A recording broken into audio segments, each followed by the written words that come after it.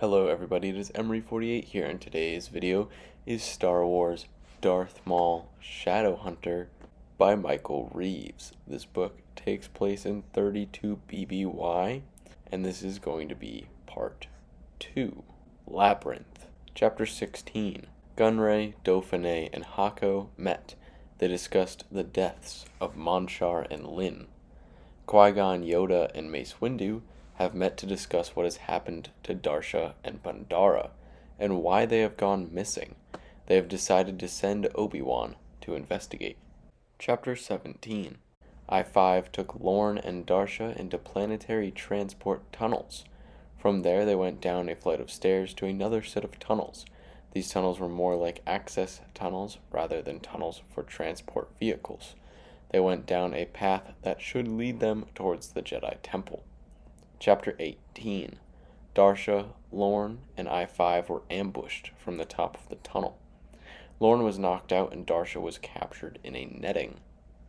Chapter 19. Darth Maul was knocked out briefly but survived the fall. He is now in the transport tunnel in pursuit of Lorne.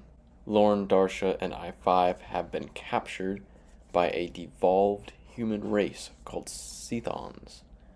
They live in the dark tunnels of Coruscant and have no eyes, but have a greater sense of hearing. Lorne woke up first. A dozen Seethon are around him. Darsha is still unconscious. I-5 has been turned off. Chapter 20. Obi Wan found one of the members of the Raptor gang that attacked Darsha. He told Obi Wan that they messed with Darsha for a little bit, but then they let her go because she chopped off one of their hands.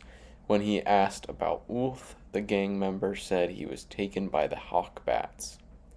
He also mentioned hearing of more Jedi and 2 explosions at a different location. Obi-Wan then went to the site of the explosions. The rubble was completely covering the sky car and was untouched from the time of the explosion. After talking with locals near the explosions, Obi-Wan was more confused than before.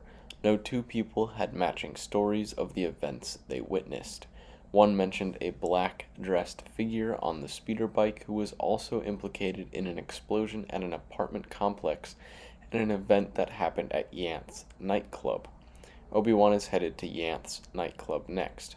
The Jedi think Darsha had failed her mission and Pandara has gone to the Crimson Sector to save her.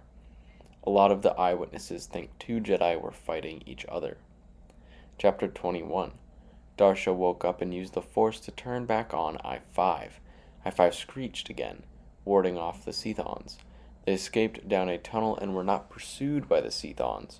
I-5 suspects either the Seethons have another trap laid for them, or there is something down the tunnel the Seethons fear. Chapter 22. Maul encountered the Seethons. He killed 9 of them before the rest retreated.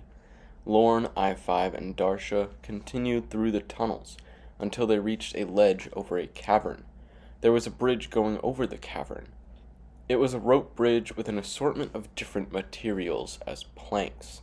The ropes were strong when Lorne stepped on them. They assume that the Seethons built the bridge to get across the cavern.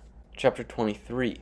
Lorne bought I-5 from a rich family that had used I-5 as a plaything for their children.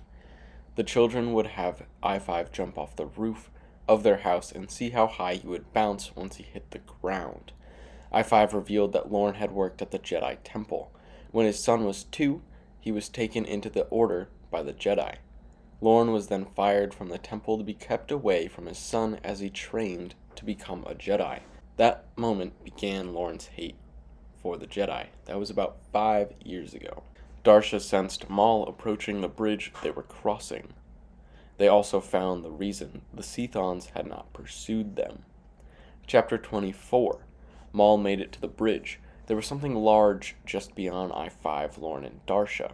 The 3 have turned around and were running toward Maul. The beast in the tunnel was a Tauzen, a supposed extinct giant that could hide itself from the Force. Lorne had read about them shortly after being let go by the Jedi Temple. Chapter 25. The Tauzen is chasing Lorne, I-5, and Darsha straight to Maul. Lorne and I-5, under I-5's instruction, have started peeling planks off the bridge. I-5 has not expanded anymore on his plan. Lorne is following along because he has no plan at all, so whatever I-5 has come up with is already better. Maul recognized the Tausen from his readings. The Tausen noticed Maul near the ledge and also started attacking Maul. He had a webbing he could shoot and was shooting it at both Darsha, I-5 Lorne, and also Maul. Darsha cut the bridge's support cable and held on to I-5 with Lorne. As they swung on the cable across the cavern, Darsha used the Force to slow their fall. It still knocked the wind out of them when they slammed into the wall, but they survived. They were now past the Tausen on the other side of the cavern. Their next move was to climb up the support cable. As they swung away, Maul yelled in rage. The Tausen was in between Maul and the others. Maul had to cut the other support cable for the bridge, sending him back to the ledge he started on and sending the Tausen into the abyss of the cavern. Maul would have to go back up to the surface and hunt them from the other side of the cavern. Chapter 26. After defending himself from a three-pronged attack, 2 guards and the bartender, Obi Wan got a meeting with Dao Perry.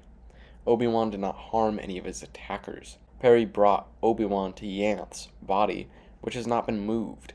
No witnesses came forward. Obi Wan left Yanth's club and went to Monchar's cubicle apartment. There he learned of Monchar's death in the explosion. Obi Wan still does not understand what has happened, who was responsible, and where Darsha and Bandara have gone. Chapter 27. Darsha, Lorne, and I-5 have come out of the tunnels and are back on the streets of the Crimson Corridor, looking for a way up to a higher level. Lorne, I-5, and Darsha were attacked by 4 members of the Raptors gang.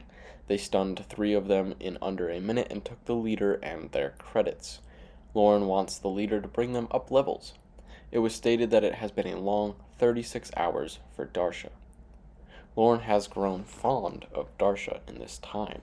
Chapter 28. Maul has retraced his steps and is back on the streets of the Crimson Corridor. Maul killed 2 police officers and destroyed a droid patrol vehicle. He took one of the officers' speeder bikes to assist him in his hunt for Lorne. Chapter 29. The Raptor leader tried to lure them into a trap. Lorne was able to stop him before activating it. Darsha used a mind trick to get the Raptor leader to take them to a way up levels with no more tricks. The Raptor leader led I-5, Lorne, and Darsha to a ladder that went up a ventilation shaft. They climbed the ladder 10 levels. Darsha hugged Lorne when they reached the top. Then she felt Maul's presence on the other side of the door. Chapter 30. Darsha started to duel Maul. She force-pushed Lorne and I-5 into a storage space. In there was a carbon freezing device. I-5 froze himself and Lorne in carbonite as it was their only option to survive. Lorne wanted to go and help Darsha.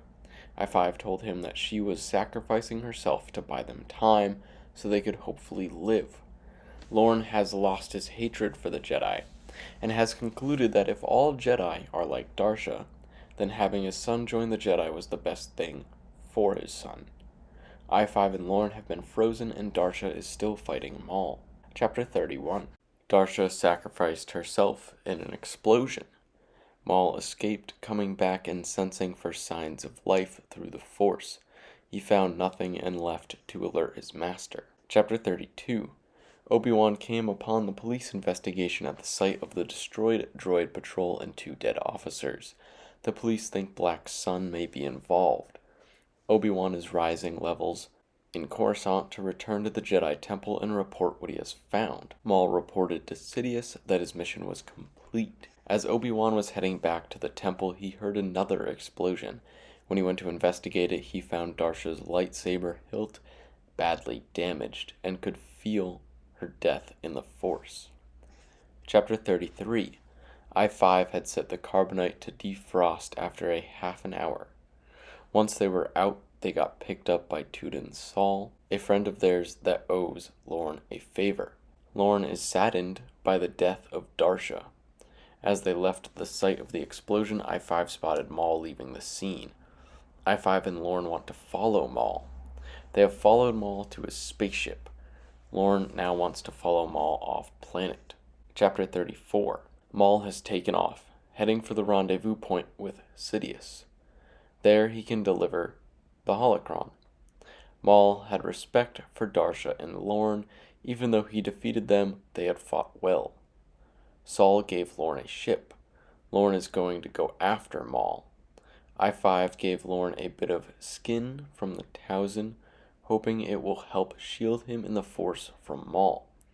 Lorne turned off I-5, who wanted to join Lorne. Lorne told Sal to deliver I-5 to the Jedi Temple, so I-5 could inform the Jedi of what happened. Lorne spotted Maul's ship in low orbit and began following it. Maul was headed for a space station in Coruscant's orbit. Chapter 35. Sal is not taking I-5 to the Jedi Temple. He wants to wipe I-5's memory and utilize the droid for security. Maul arrived at the orbital station. Lorne arrived shortly after, sneaking up on Maul and firing a stun round. Chapter 36. Lorne was able to stun Maul, but only briefly. Lorne stole the holocron off Maul and ran. Maul cut off one of Lorne's hands, but could not kill him. Lorne escaped to a main room in the station, where Senators Palpatine and Gran were there with their security. Lorne gave the holocron to Palpatine and told him to deliver it to the Jedi. Palpatine took it and told the security to help him to a hospital. Chapter 37. Obi Wan returned to the temple and told Qui-Gon what he found in the Crimson Corridor. Qui-Gon told Obi Wan that they were assigned to be ambassadors in the negotiations between Naboo and the Trade Federation, and that they are leaving as soon as possible. Obi-Wan is going to report to the Council while on their way to the Trade Federation blockade. Palpatine set Lorne up in a hotel on Coruscant. There, Maul killed Lorne. Well, that's the end of our book. I enjoyed this book, but there's a but on this one. It was very predictable. The main good guy characters, Darsha, Lorne, and I-5, got into a lot of trouble fairly often. And it just kind of always felt like they were going to get out of it. Until the end, where it was fairly obvious that they weren't going to get out of it. But when it was like part 1, and there's still 200 pages left in the book, I don't know, maybe it's me having read a lot more of the Legends books than when I started reading these stories. Maybe I'm able to sense the theme a little bit quicker than before. But this book just felt very predictable and repetitive. But it was still a good book, and I enjoyed the story. And I am intrigued to find out anything about Jax, because I wonder if we ever hear about him. But overall, I did enjoy the book. I hope you did as well. If you've read it, let me know what you thought about the book and about my commentary on it. Thank you everyone so much for watching, and I hope you have a wonderful rest of your day.